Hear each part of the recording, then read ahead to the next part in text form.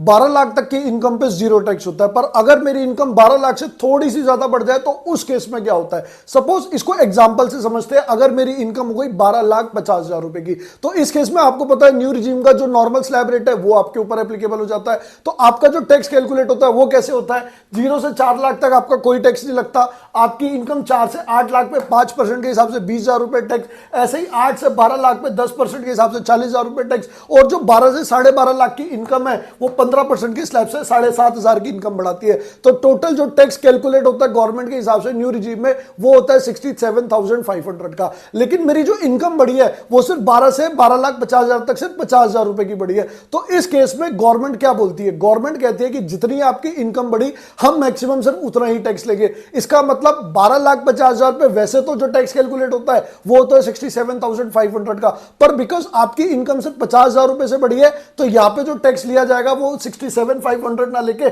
सिर्फ 50,000 रुपीज लिया जाएगा। मतलब 17,500 रुपए जो आपने कम टैक्स पे करा उसको गवर्नमेंट कहती है मार्जिनल रिलीफ। तो अगर आप भी डिटेल में इनकम टैक्स और जीएसटी के ऐसी टेक्निकल प्रोविजंस को आसानी से समझना चाहते हो पोर्टल पे और प्रैक्टिकली, तो फॉलो कर लेना लर्न विद सीए प्रोस को।